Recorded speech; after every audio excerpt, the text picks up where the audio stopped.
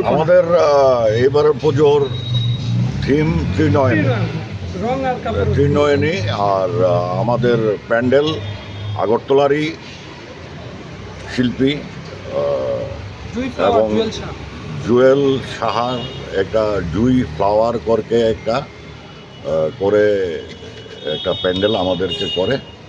ও গত 2 বছর ওই করেছে, এইবারে ওই করবে। আর আমাদের মূর্তিও আগরতলা, মূর্তিও গত 2 বার ওই করেছে। আর আমাদের এবারের পুজোর বাজেট 9 লাখ টাকা টোটাল।